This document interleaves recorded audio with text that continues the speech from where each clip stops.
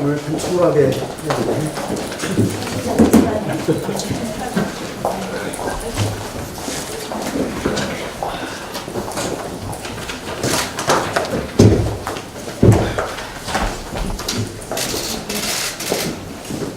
네, 오늘은 4.3 보궐선거일입니다. 또한 제주 4.3 추념일입니다. 제주 4.3 희생자들과 유족들에게 깊은 조의를 표하고 최고위원을 회의에 앞서서 이분들을 잠시 추념하는 묵념을 하고자 합니다. 최고위원들께서는 잠시 자리에서 일어나 주시기 바랍니다. 율동 묵념.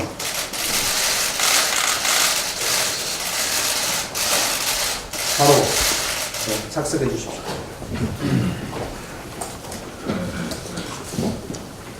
네, 지금부터 제83차 최고위원회를 개회하겠습니다. 네, 오늘은 제주 4.3 사건 71주년입니다. 손학규 당대표님과 권은희 정책위의장께서 제주도에서 진행되는 정부 추념식에 참석하셨습니다. 제주 4.3 사건은 한국 현대사에서 한국 전쟁 다음으로 인명피해가 많았던 비극적 사건입니다. 민족 내부의 부끄러운 참극이었습니다. 우여곡절 끝에 제주 4.3 특별법이 만들어졌지만 아직도 진상규명과 피해보상 등에 있어서 완전하게 해결되지 못한 부분이 많습니다. 제주 4.3 사건의 명확한 진상규명은 대한민국이 인권과 법치가 살아있는 국가로 거듭나기 위해서 반드시 필요한 과정입니다. 아직 끝나지 않은 유해 발굴, 또 4.3 희생자 유족 신고, 이런 일에 국가는 물론 우리 사회 전체가 함께 노력해야 합니다. 바른미래당은 4.3 사건의 명확한 진상규명, 조속한 법 개정, 그리고 특별법 제정 이후의 후속 작업까지 제대로 이루어질 수 있도록 최선을 다하겠습니다. 부실한 인사검증이 초래한 인사 실패에도 불구하고 청와대 국민소통 수석비서관이 내놓은 브리핑을 보면 청와대와 대통령과 청와대가 국민의 목소리를 제대로 듣고 있는 것인지 또한 야당과 협치를 하려는 의지가 있는 것인지 의심스럽습니다. 이번 개각은 2달 이상의 충분한 검증 시간이 있었습니다. 그 정도 기간이면 일반 기업의 말단 직원에게 알아보라고 해도 청와대의 검증 결과보다는 나았을 것입니다. 청와대는 민정수석의 무능을 두고 언제까지 핑계만 삼을 것입니까? 대통령 취임 초기에는 시간이 부족하다고 했습니다. 지금은 후보자가 스스로 말을 하지 않아서 몰랐다고 변명하고 있습니다. 구차한 변명과 핑계가 아니라 책임을 져야 할 문제입니다. 청와대 인사검증의 무능과 무책임은 2년 넘게 충분히 보여줄 만큼 보여주었습니다. 대통령에게 청문보고서 재송부 요청을 거둘 것과 조국 민정수석의 경지를 다시 한번 강력하게 촉구합니다.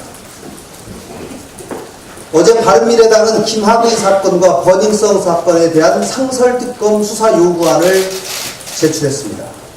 두 사건은 그동안 검찰과 경찰의 미온적인 수사로 인해서 진실규명이 제대로 이루어지지 않고 있었습니다. 더욱이 민주당과 한국당은 이 두 사건을 두고 진실규명보다는 정쟁에 집착하면서 시간만 보내고 있었습니다. 바른미래당은 두 사건의 진실이 밝혀지고 그에 따른 처벌이 조속히 이루어질 수 있도록 상설특검에 의한 특검 수사 요구안을 제출한 것입니다. 국민들은 권력 유착 의혹을 철저하게 파헤쳐서 그 진실이 밝혀지기를 기다리고 있습니다. 상설특검으로 진행된 특검 수사에 대한 양당의 명확한 입장과 적극적인 동참을 기다리겠습니다. 정부가 추경 편성을 준비해서 4월 말쯤 국회에 제출할 것으로 알려졌습니다. 미세먼지 저감 대책 등 민생을 위해서 반드시 필요한 것은 검토해야겠지만 경제와 관련해서는 신중을 기할 것을 촉구합니다. 정부는 경제와 일자리를 위한다면서 올해 470조 원 규모의 슈퍼 예산을 편성한 바 있습니다. 그러면서도 불과 몇 달 만에 추경을 얘기하고 있습니다. 세금으로 국가 경제를 살리고 일자리 창출을 할 수만 있다면 경제와 일자리 문제에 성공하지 못할 나라는 어느 곳도 없을 것입니다. 시장 경제에 대한 철학과 인식부터 바꿔야 합니다. 지금 우리 경제는 이미 실패가 확인된 소득 주도 성장의 폐기와 경제 정책의 전면적 전환이 시급합니다. 또한 규제 혁신과 최저임금 인상 동결 등으로 시장 경제에 긍정적인 시그널을 주어서 기업이 스스로 투자할 수 있도록 길을 열어줘야 합니다.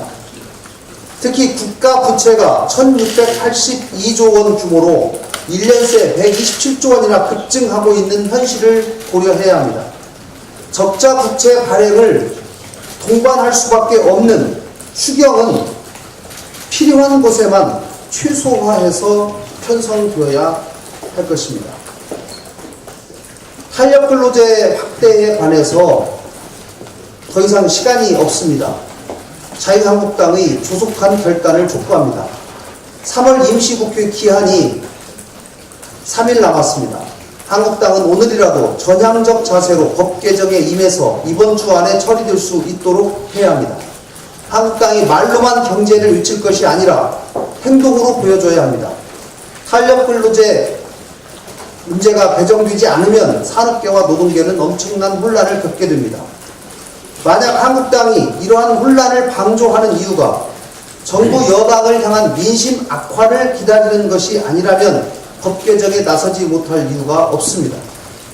탄력근로제 확대는 한국당도 누차 주장해왔던 것입니다. 문제는 다른 정치적 사안에 맞물려서 시간을 끌 문제가 아닙니다. 가장 시급한 민생 문제입니다. 해당 상임위 판노위 간사들은 실질적으로 합의를 하고 의견의 공감대가 형성된 상황입니다. 한국당 지도부의 조속한 결단을 간곡하게 요구합니다. 이상입니다.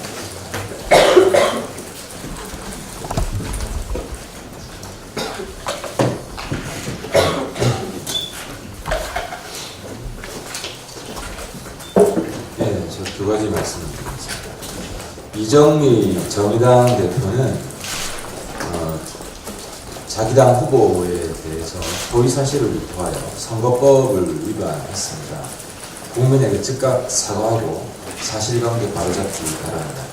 이정미 대표가 어제 한 방송 인터뷰에서 자당 후보의 정과 7번 기록이 헌법에 보장된 민주노조 지키기 위한 싸움 과정에서 정권 탄압에 발생했고 이미 다 사면 복권됐다고 밝혔습니다. 하지만 선관위 기록을 보면 7건의 정과 중에서 3건은 사면이 안 된 걸로 확인이 되었습니다. 이 대표가 명백히 사실 왜곡을 했고 허위사실을 유포해서 선거법을 위반한 것입니다. 그리고 이 7건 중 이정미 대표의 말과는 다르게 4건은 김대중 노무현 정부 시절 정과입니다. 지금 후보 단일화를 한 그 정당이 집권하고 있던 시절입니다. 이정미 대표 말한대로라면 지금 민주노조 탄압정당과 단일화를 한 겁니다. 이정미 대표는 이 두 가지 허위사실에 대해서 한 가지는 명백한 허위사실이고 또 한 가지 정권 탄압, 이 정권이 김대중 노무현 정권인데 정말 김대중 노무현 정권이 민주노조를 탄압한 정권인지 다시 한번 입장을 분명히 밝혀야 될 것이고요. 민주당 이해찬 대표도 이정미 대표가 당시 김대중 노무현 정부가 민주노조 탄압 정권이라고 했는데 여기에 대해서 동의하는지 입장을 밝혀주시기 바랍니다. 상황을 보고 고발할 수 있습니다. 문재인 정부는 대한민국을 국가부도난 제2의 그리스의 길로 이끌고 있습니다.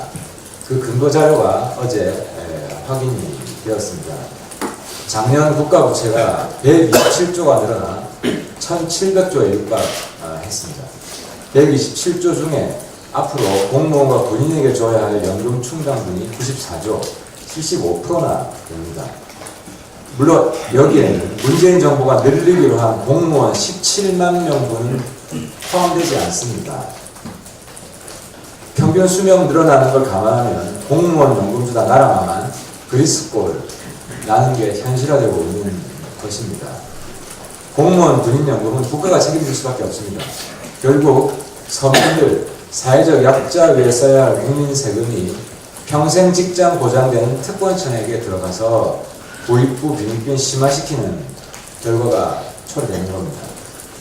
물론 이 문제가 100% 문재인 정부 책임은 아닙니다. 하지만 공무원을 줄이지 않고 공무원을 17만 명이나 늘려서 이 상황을 악화시키는 것은 전적으로 문재인 정부 책임이고, 그 상황이 악화되면 대한민국이 제2의 그리스꼴을 나게 되는 것입니다. 게다가 이 10년, 20년 후에 국가 부도의 위기가 오게 되면 그 부담은 몽땅 지금 20, 30대가 다 안아야 됩니다. 그저께 한 청년단체의 대표가 대통령 앞에서 눈물을 흘렸습니다. 그 눈물은 그 대표만의 눈물이 아니라 우리 대한민국 모든 청년의 눈물입니다. 문재인 대통령은 이 청년들의 부담을 주기는커녕 더 늘리고 있습니다. 청년들에게 재앙인 정부가 되어가고 있습니다. 지금이라도 결단을 촉구한다. 대한민국 공무원 확대하는 정책 즉각 폐기하고 적어도 공무원 현 수준으로 동결하겠다는 선언을 합니다.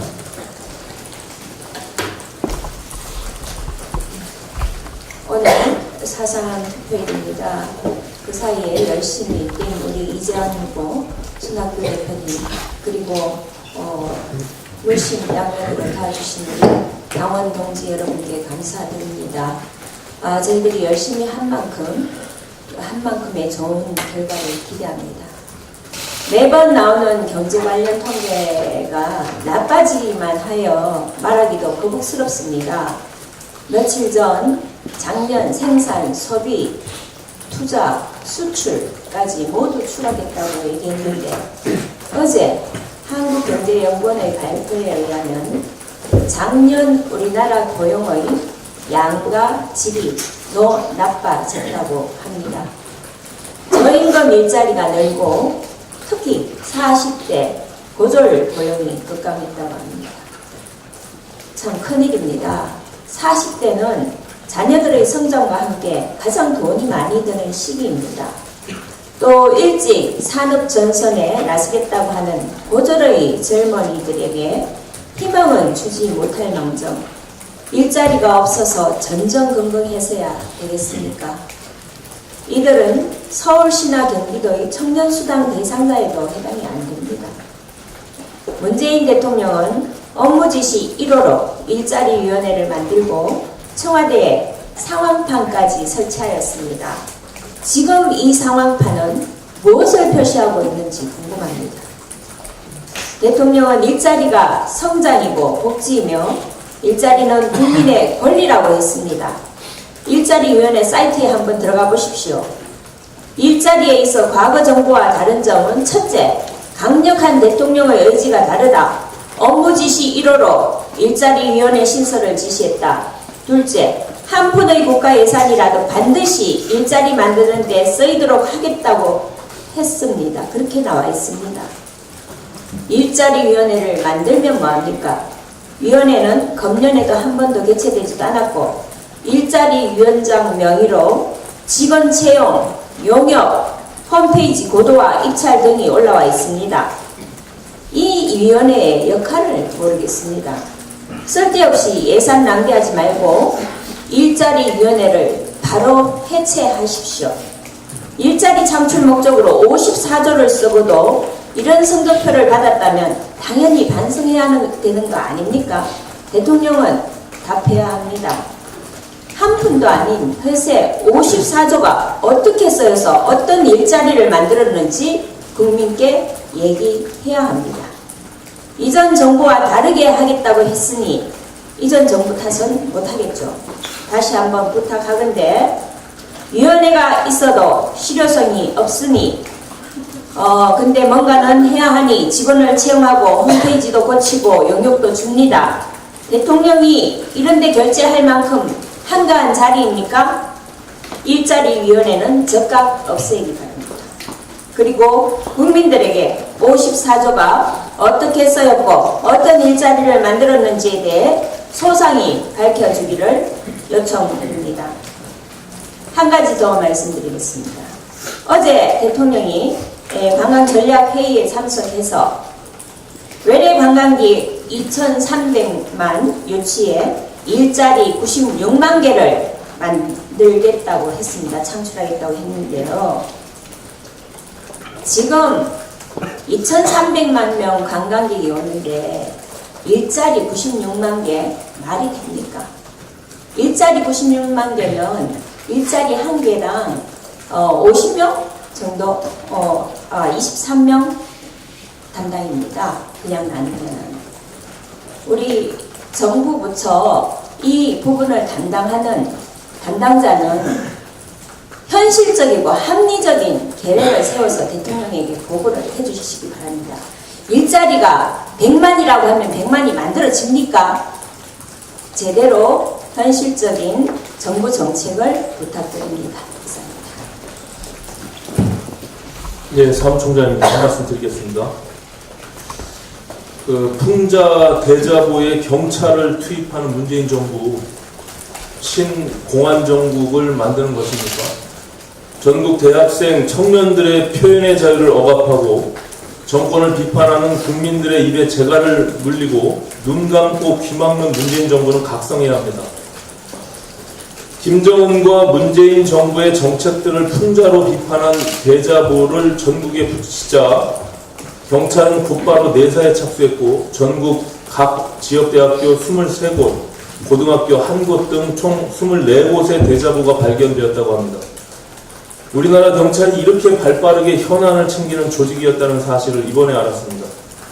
드루킹 사태가 터졌을 당시는 늑장 수사, 수박 겉핥기식 수사를 하고 버닝썬 사태에서는 폭행과 마약 문제가 있음에도 은폐했다는 비판을 받는 경찰이 맞는지 의심스러울 정도입니다. 진짜 문제는 문재인 정부의 야누스와 같은 이중성입니다. 이전 정부를 비판할 땐 풍자와 해악이라더니 정권을 잡고 나서는 공권력을 이용해 정부 비판을 원천적으로 차단하고 있습니다. 신공안정국이 도래하는 것이 아닌지 우려됩니다. 이게 민주정부이고 표현의 자유가 보장되는 나라다운 나라인지 묻지 않을 수가 없습니다. 이번 대자보를 붙인 단체의 대변인이라는 분은 현 정부가 자신들의 잘못을 인정하고 정말 진지하게 문제가 있는 정책을 수정하길 바라는 마음뿐이라고 답했습니다. 문재인 정부는 이 정부가 잘 되길 바라는 젊은이들의 진심 어린 목소리에 재갈을 물릴 게 아니라 진심으로 경청하는 자세를 취해야 할 것입니다. 이 정부가 진심으로 경청해야 하는 또 한 가지 사안을 말씀드리겠습니다. 문재인 대통령께서는 지난 1일 시민사회단체 대표들과 간담회에서 소득주도 성장이라는 말은 세계적으로 족보가 있는 이야기, 고용된 노동자들의 소득이 높아진 것은 틀림없는 성과라고 주장했습니다. 생산성 향상 없이 인위적으로 소득만 올리면 경제가 성장한다는 발상은 어느 경제학 교과서에도 나오지 않는 허구이자 사기다. 소득은 생산의 결과물이지 성장의 동력이 될 수 없다. 분배 차원에서 나름대로 장점을 갖지만 소득주도 성장이 경제를 획기적으로 활성화하는 결과를 가져올 수는 없다. 서강대학교, 연세대학교, 서울대학교 교수들께서 말씀하신 내용입니다. 제발 진심으로 경청을 하시기 바랍니다. 비록 문재인 대통령 말과 같이 고용된 근로자의 소득은 높아졌을지 모르지만 그 이면에는 수많은 소상공인과 취약된 근로자들이 생업을 잃고 빈곤층으로 전락했습니다. 학계에서 검증조차 되지 못한 소득주도 성장 실험을 더 이상 무리하게 추진해서는 안 될 것입니다. 더 늦기 전에 소득주도 성장에 대한 문재인 대통령의 잘못된 인식을 바로잡기 바랍니다. 대한민국 경제를 더 이상 한가한 실험의 대상으로 삼지 마시기 바랍니다. 이상입니다. 네. 한 가지만 추가로 좀 말씀드리겠습니다. 어제 해운대에서 큰 산불이 나서 지금도 그 진화 작업 중이라고 합니다. 그 지역은 제 옆지역입니다. 옆지역이고 다행히 90% 정도 불은 잡았다. 아침 7시 45분 뉴스로. 이제 아직 10% 정도 불이 남아있고 그리고 그 기장 쪽으로 그 옆에 있는 붙어 있는 기장 쪽으로 지금 확산이 되고 있다고 합니다. 먼저 이 화재를 진압하는 데서 보건하고 계신 소방관들 그리고 어용 소방대원들 그리고 여러 공무원들 노고에 대해서 감사를 드리고요. 몇 가지 당부를 드리면은 그 주민들이 한 80여 명 대피 중이라고 하는데 요양원도 있고 어르신들이 많습니다. 그래서 어르신들이 이 연기 때문에 어떤 건강에 큰 침해가 있지는 않은지 위험은 있지는 않은지 부산시에서 좀 건강진단을 꼭 해주셨으면 좋겠다는 말씀을 드리고요. 그리고 그 주변 지역에도 아주 강한 타는 냄새가 심해서 창문을 열어놓기가 힘들었다고 합니다. 그리고 공기청정기를 틀어도 탄내가 심하게 났다고 합니다. 그래서 그 주변 가까운 지역에까지 노약자 같은 경우는 건강진단을 꼭 해주셨으면 좋겠습니다. 그리고 우리 안행부에서도 추가 지원할 부분이 있으면 최대한 지원을 해서 더 이상 산불이 확대되지 않도록 지금 거의 6만 평 정도가 탔다고 하는데 더 이상 확대가 되지 않도록 최선의 노력을 다해주시기 부탁드립니다. 네, 공개회의는 이것으로 마치겠습니다. 언론인 여러분들 감사합니다.